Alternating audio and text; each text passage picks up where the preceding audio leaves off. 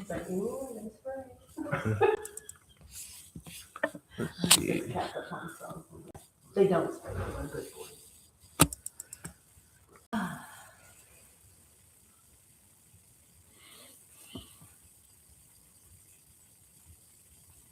I gave a friend who couldn't come in person because she's taking her grandson to a soccer practice, but I invited her. She's come for a few different things. Oh, nice. I gave her the link for. Oh, cool. So she'd be nice. Well, we'll start now. Welcome everybody joining us online, and I'm so glad you guys showed up. I must be doing this alone.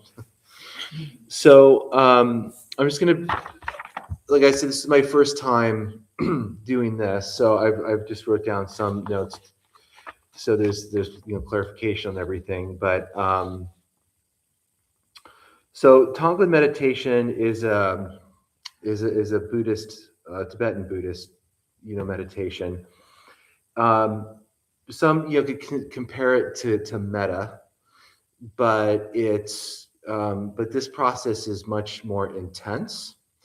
So whereas metta is sort of like giving out love and compassion and trying to sort of emanate that. In Tonglen meditation, it's really about getting kind of face to face with suffering, dukkha. It could be our own suffering, and it could be the suffering of somebody else. And I think is particularly useful, as we'll go into more detail, with maybe somebody you don't like, or somebody that cuts you off, or somebody at work. So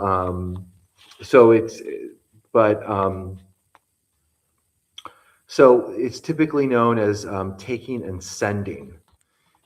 So it's breathing in or inhaling suffering, and then we're transforming that suffering into compassion, or maybe whatever that individual or ourselves would need. And there's certain terms for that, which we can go over, which I'll use. So this is, reversing our usual logic of avoiding suffering to seek pleasure.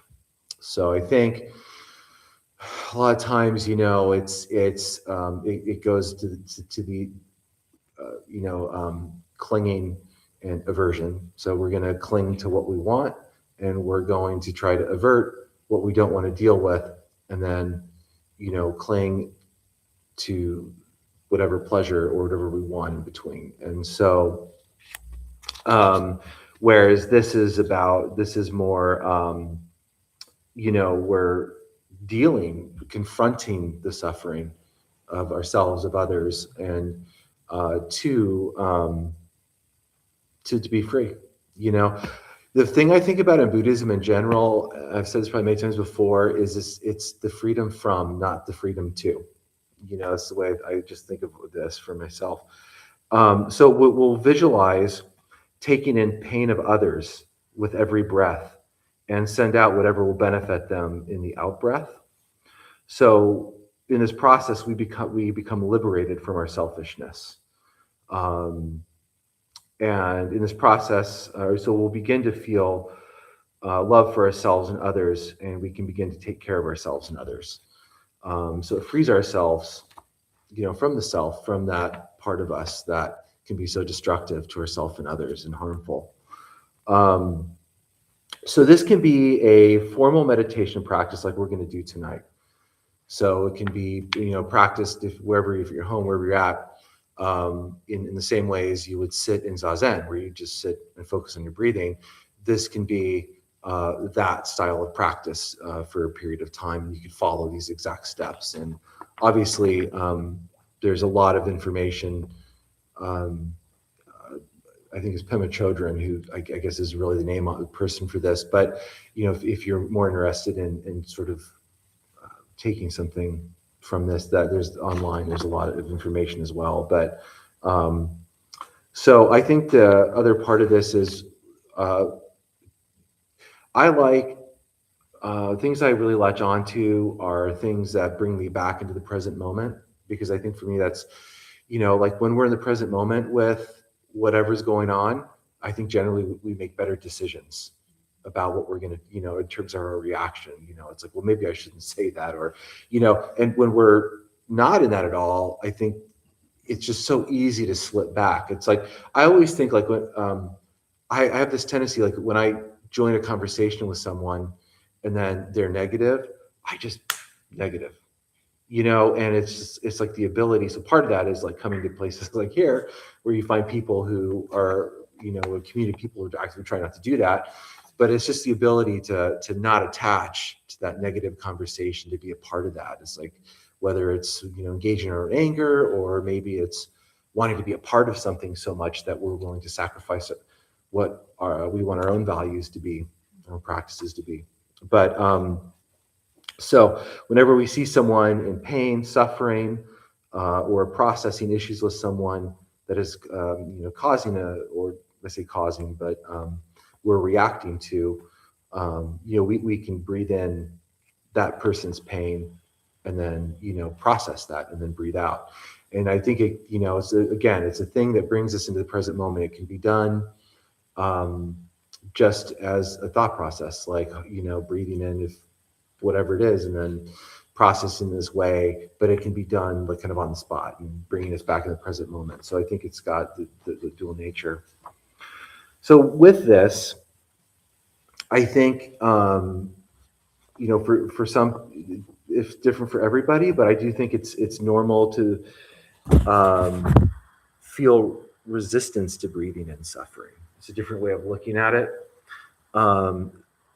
So, we're, like I said, we're built and we're conditioned to dodge pain. We don't confront. Really, we don't, confront anything head on in many ways. We don't want to. So, as we're meant to do, we want to avoid that. So, so this is, Tonglen meditation is asking us to visualize taking in emotional heaviness, and that can trigger, internal alarms like fear, tightness, mental pushback. So I think, part of this process. So just some notes, in awareness. So that we are conditioned, to only think about ourselves, our likes, dislikes, preferences. We cling to what we don't want to, to lose or change, avert pain and suffering, and especially change. And this stems from the delusion and attachment to the self. We think that there's a permanent self, that lives revolve around us, and it's difficult for us to connect to someone else's suffering. I was at, just Tuesday, I was at intro class with Jeff, and Jeff said something that really hit me. And he said that we're so worried about, ourselves not to suffer, that nothing should happen to us. And we care so little about everybody else's suffering, and that just hit me, because it's always about me. It's everything, and so this is a practice to get us out of that. And this is a focus on compassion and transforming the suffering of ourselves and others. And so it is translated as giving or taking, and sending and receiving. And, so the practice aims to cultivate empathy and connection by reversing the usual tendency to avoid pain and seek pleasure. I just, something for me that I've learned to embrace is discomfort, because I think that's where I'm going to grow the most. So something that I really work on and try is when I'm in difficult, challenging situations, I try to really confront that discomfort and sit with it and be okay with it, because it will pass.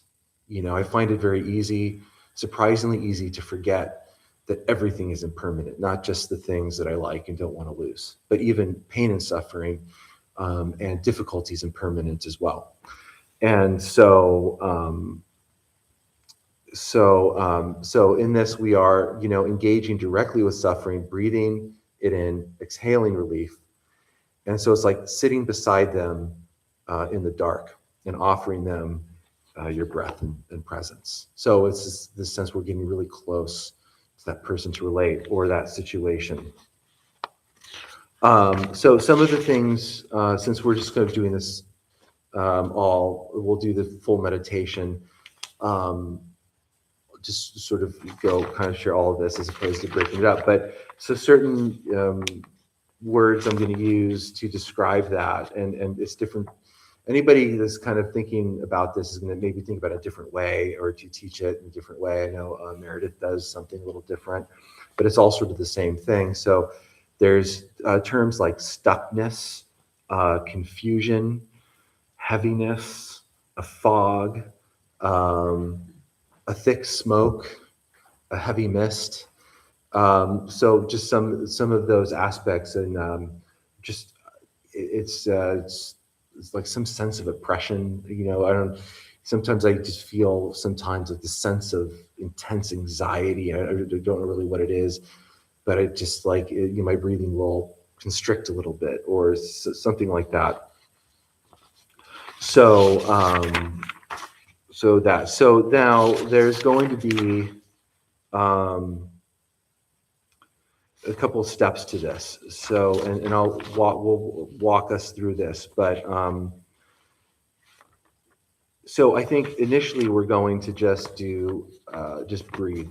So we're just going to try to open ourselves up, and there's a saying, and but it's like I forgot what I think, but it was a bull needs a wide pasture, but it just the mind needs open space, and so we kind of open our hearts up and open ourselves up to this practice, and just to be there for this. So this is bodhicitta, and it's just an awakened heart, and an enlightened mind. So then we're going to begin with a visualization. So maybe kind of think about breathing in these heavy feelings. So breathing in feelings of heat and darkness and heaviness, maybe a sense of claustrophobia, and then breathing out coolness, brightness, light, freshness, compassion. So obviously, these are some things to focus on, but it's different for each of us. So whatever that is for you, it's your practice. So make it your own. So, and then when you're breathing in, you're completely taking in that negative energy, and when you breathe out, you're radiating positive energy. And you want to do this until your visualization is synchronized, with your out breaths. So then we'll go into focusing on this could be a friend or a family member, somebody you care about, because that's always going to be a little easier. It could be yourself. And then we're gonna focus on a personal situation. So it could be an individual that we have issues with who has hurt you. It could be someone we don't like. It could be a situation. But again, it needs to be something that you're comfortable with. So if it's something that's like really sensitive or really painful and that's bothering you, then don't do that. Switch to do something else. You want to take care of yourself first and foremost, if you are feeling that way. Like anything, it's like flexing a muscle. You got to just start building a muscle. So, and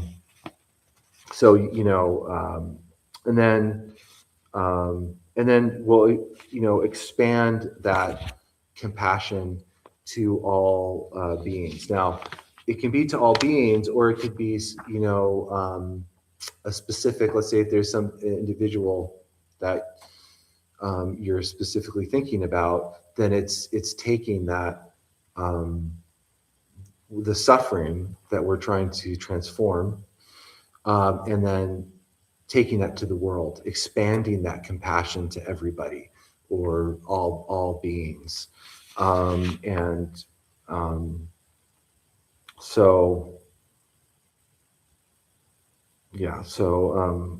then it's just sort of that process. So does that make sense? Is everybody pretty? Okay. So I'll walk us through that. So first, we're just going to take about 5 minutes, maybe a little more, just to open ourselves up, and kind of, we're not thinking about that while we're breathing, but the intention is just to do that, to open our heart and ourselves to this process. So we'll get started. Any questions? Anything? Is it okay?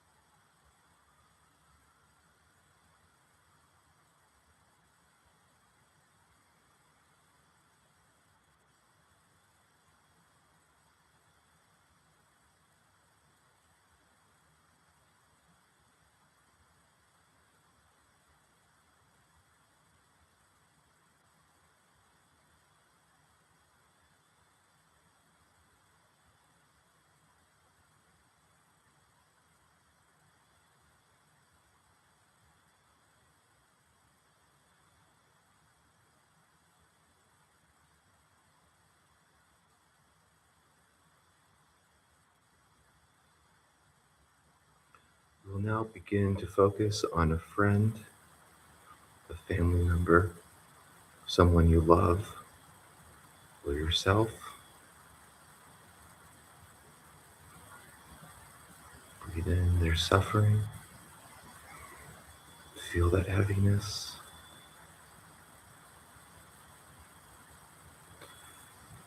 Transform it into light, compassion, and whatever they might need.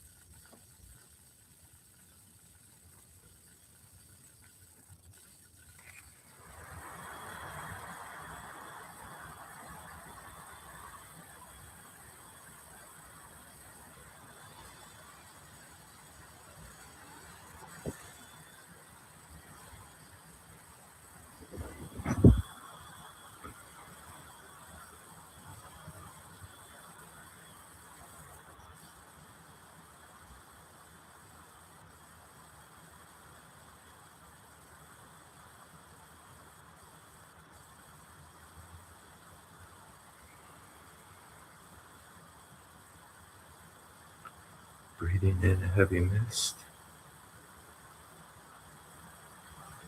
Exhaling love and compassion.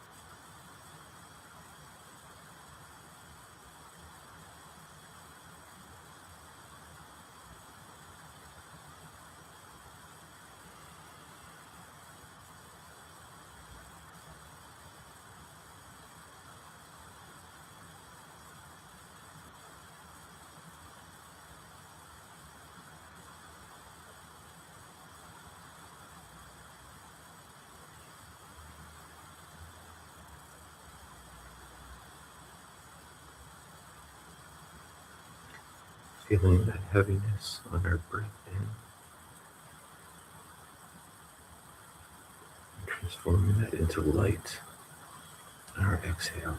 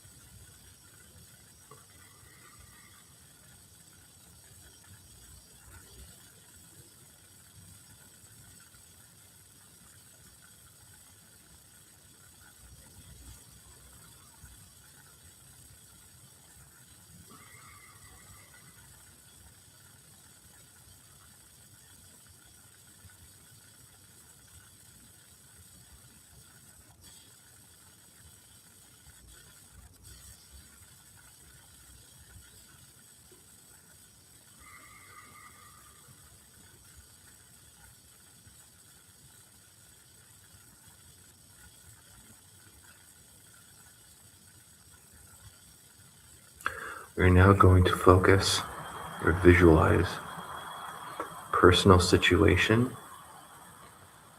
an individual, or an experience.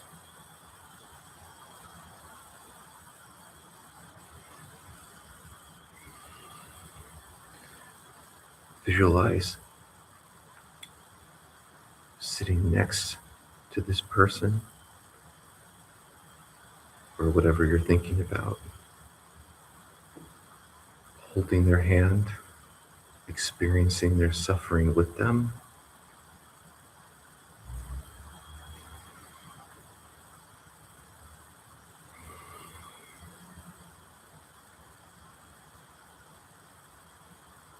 Breathing in their suffering, their discontent, their dis-ease.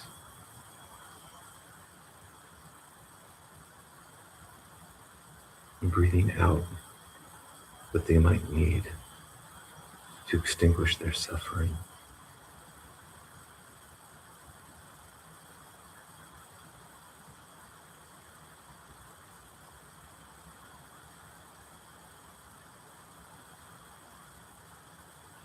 Breathing in the very thing that makes you suffer and your reaction to this,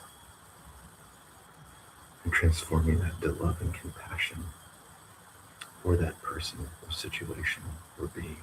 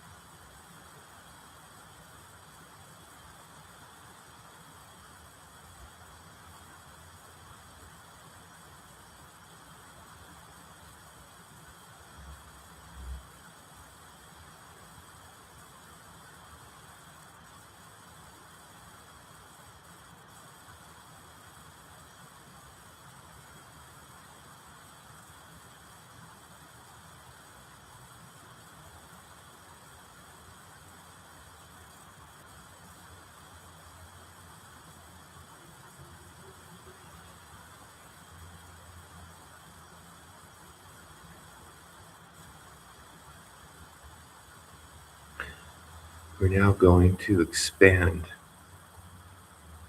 our compassion to all beings,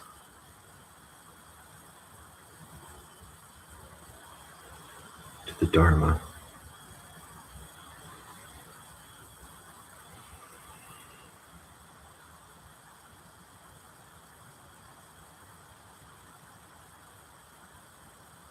whatever suffering we were considering before, apply that to all beings who might suffer from that.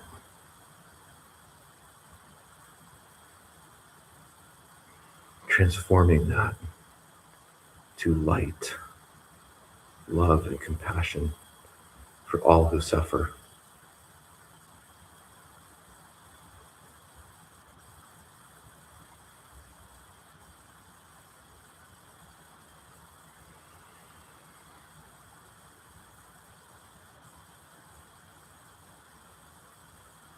Breathe in their pain. Send out relief.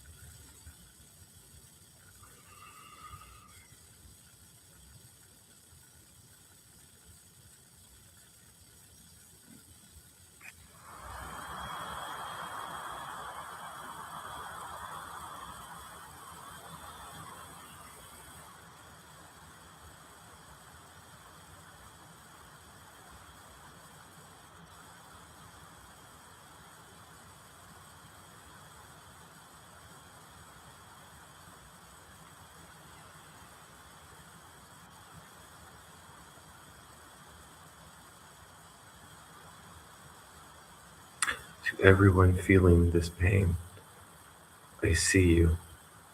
I breathe for you. I offer you relief.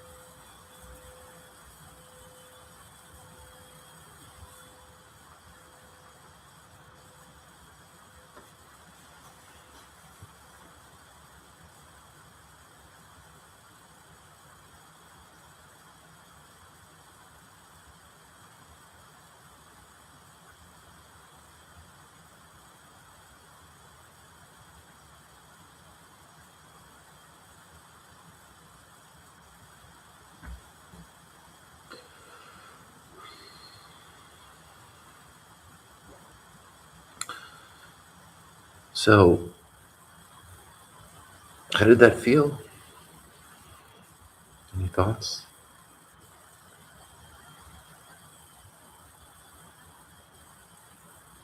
That's good. So,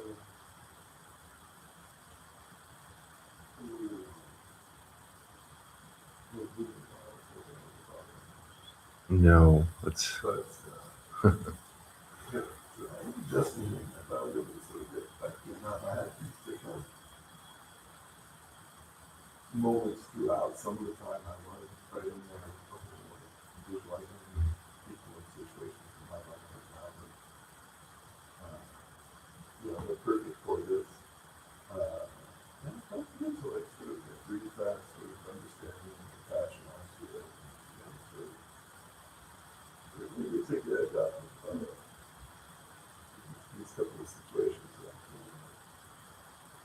So I felt good. And other times, yeah, when I was doing sort of working on my posture, so I was feeling my body, and I sort of get out and come back in and just sort of be on the breath for a minute. Felt good. Okay. Clearly all over the place a little bit, but we're not good. Really experience it.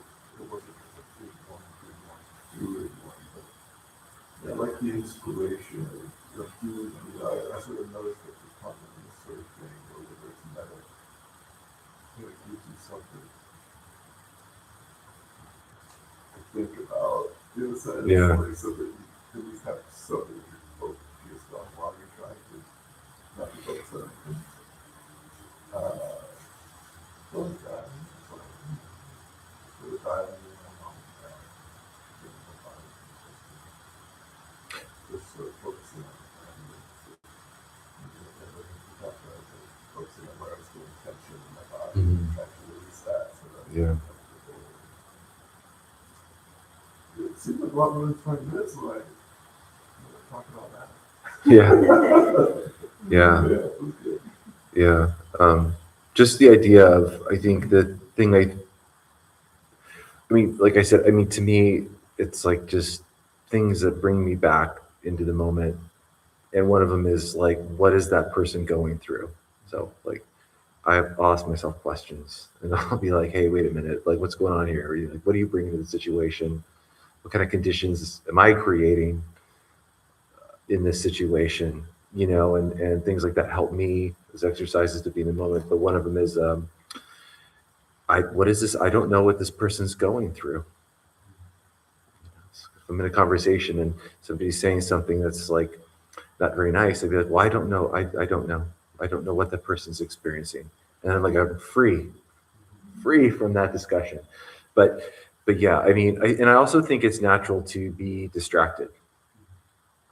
It's natural to be distracted. Um, you know, but yeah, I mean, one of the things about just in general, like posture in general, is once you figure that out, um, it's like you completely forget but it's like you're comfortable enough in your sitting where you're aware of it, but you're present, and you're just really just focused on your breathing. So, but that's journey on itself. But then that focus shifts. But it's very natural though I think to have your mind wander, and this is part of the process. And it's part of that part that you're talking about like, this person that you don't know anything about, the people that I was thinking about, Yeah. about. And, but what I've been focusing on is that even though I know a lot of what these people have been through, that only makes me, more compassionate towards them. But also, I still don't know how that feels. I may kind of know what they've been through, and I can understand why they, might do the things that they do. But I still, I do kind of know like what's going on. Yeah. But it's like, but I still don't know what that feels like to be in their body, Yeah. to have gone through that, and to,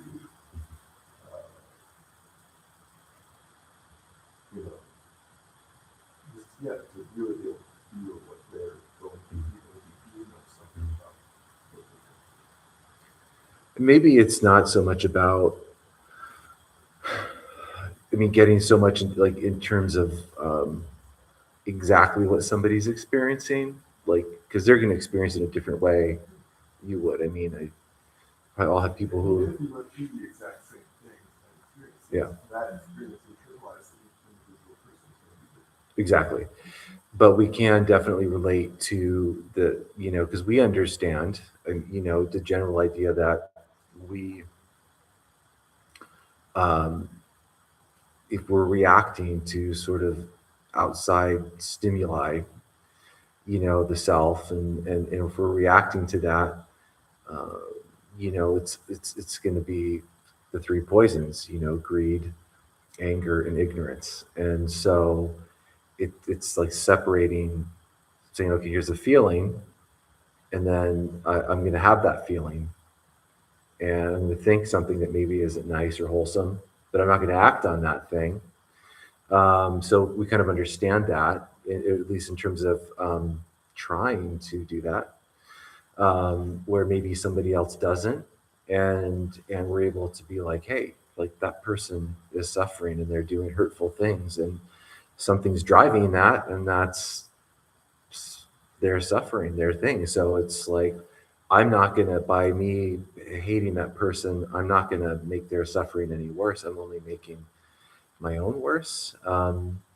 Could be something from a family member who did something, or somebody. Well, he's driving a lot, but who knows? Somebody cut you off in line. I don't know. Could be something really silly, seemingly silly. Kind of the point that we mentioned too, that if one being more angry on them, it's not going to Right. be less angry. It always says, he says that a lot, but it makes so much sense, just, well, why are they doing it? Why are they doing it?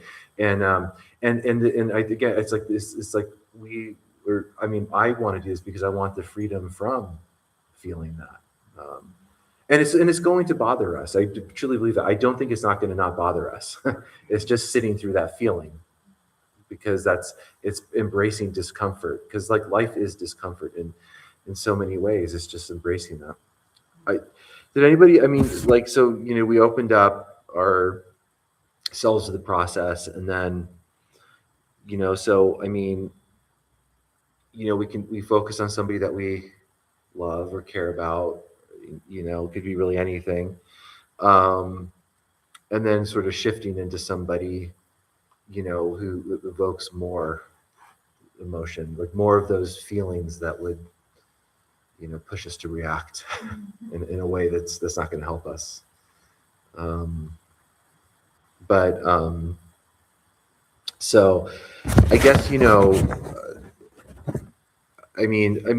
it make sense though that just kind of curious, did it make sense like in terms of the feeling like because we might label it differently, but there's like that kind of like a thick smoke or a fog or maybe heavier breathing. Did that ring true at all?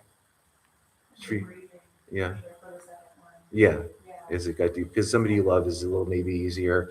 I think it's like that entry point, So, but yeah, so it's sort of like the heavier feeling. I mean, I know there's times I'll sit and I will just feel like this anxiety and this pressure, and every breath feels like it weighs 10 pounds.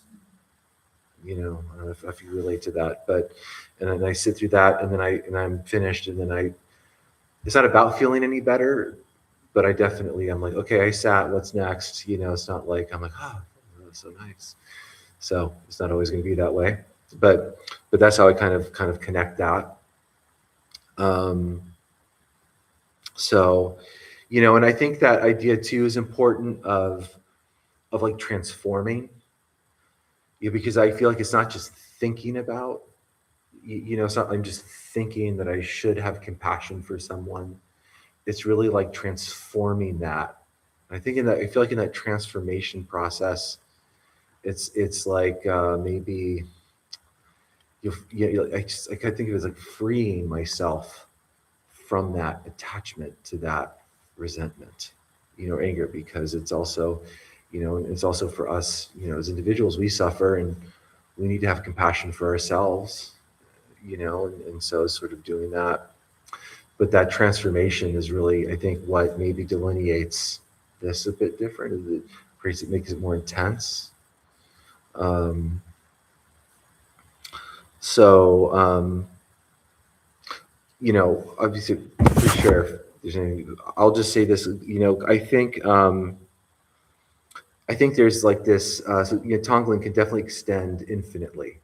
And if you were doing this at home in this way, you could do it for whatever extended period of time. You could do it just on somebody you love. It doesn't have to be, you can do it every way you want. But in doing that progression, I do think it's important, at least for me, to be challenged in this process. Like, that's just, the best teacher for us in our practice, I think, is life. And wherever we go, in any point in our day, it's an opportunity to practice. And many times, I think we'll fail. But the point is to not give up, is to not quit, and to remember what the failure felt like and carry that into the next. And that sort of goes into the larger teaching of the wheel of samsara, of rebirth. Like, rebirth isn't rebirth necessarily in the next life, it's rebirth in the next moment. I want to be reborn in the next moment, a more compassionate person, So I think of it that way. So like life is our teacher. Wherever situation we're in, it's just taking that pause and trying to be in that moment, even if we have to struggle to be in that moment. And I think if we do this consistently, it does, our compassion does expand over time. Just over time, our practice deepens, our understanding of Buddhism deepens, especially if we make an effort to read and learn some of this teachings of Buddhism in general.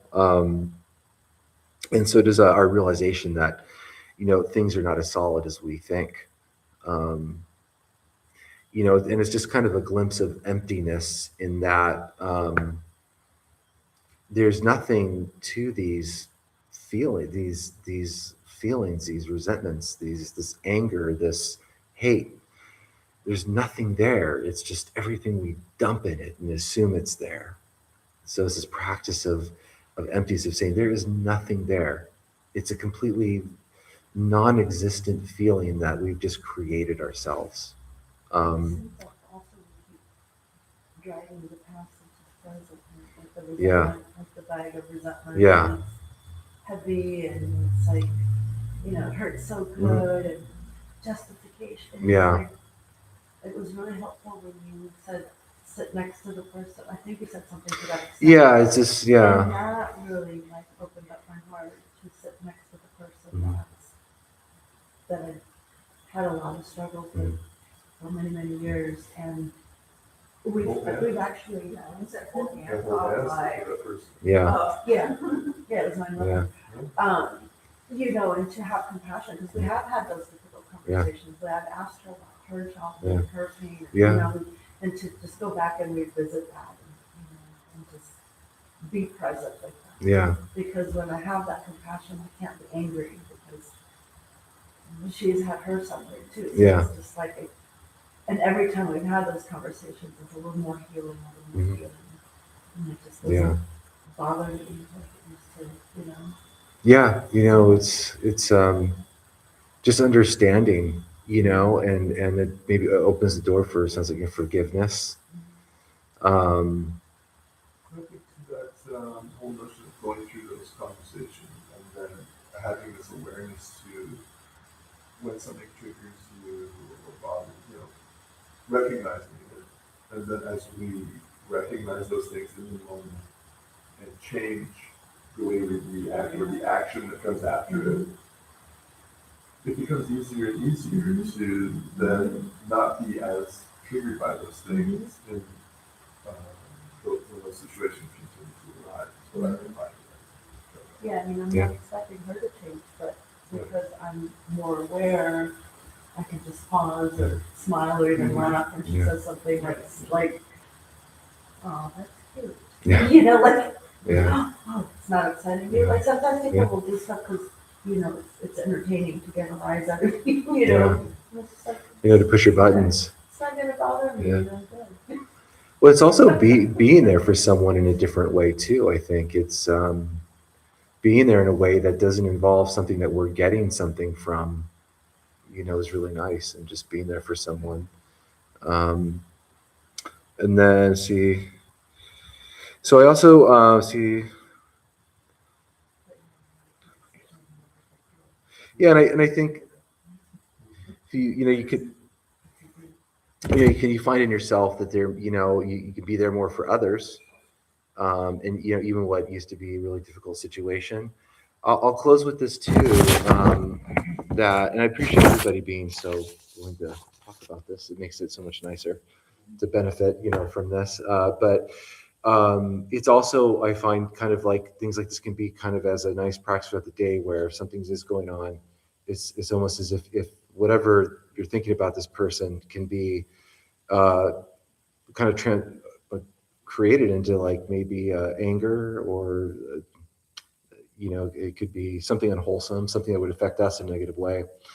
Can just be exactly what this practice is. Like, I'm just going to breathe in. This person is probably having a bad day or suffering, or so-and-so is just having a bad day. I'm going to do this to push my buttons. I'm going to breathe out. I hope they have a better day. Whatever it is that they need. And then it's just like, again, it's getting us back into that present moment, and just thinking about somebody else in that situation in a different way, that's not creating more suffering for ourselves, but being compassionate for somebody else's suffering. So it's kind of nice to have little practices like that throughout our day as these moments, so we don't have a bunch of negative karmic actions pile up. But yeah. Well, this was so enjoyable. I really appreciate all, this whole experience has been so nice. I look forward to doing this again. So we'll stop there, and our host has something to read. Hello, everyone. My name is Riley. I'm tonight's host. We opened the Dharma Temple 18 years ago to introduce Buddhist practice to those who show up. Those who lead are not nuns, monks, gurus, masters, or teachers, and are not looking for students. They are simply practitioners sharing their interpretation of the practice. Every night we have different classes led by different people of various Buddhist traditions. We have a recovery sangha that meets several times a week for anyone with addiction, and our food redistribution programs every Thursday at 4:30 p.m. We have classes and programs every day, and everything we offer here is always free. The full schedule is on our website and also posted in the entryway above the shoe rack. And we have a lending library. If you see a book you like, feel free to borrow it and bring it back whenever you're done. Please straighten your seat or cushion before you head out, and I'll latch up the windows, and thank you for being here. Thank you, everybody. I appreciate you.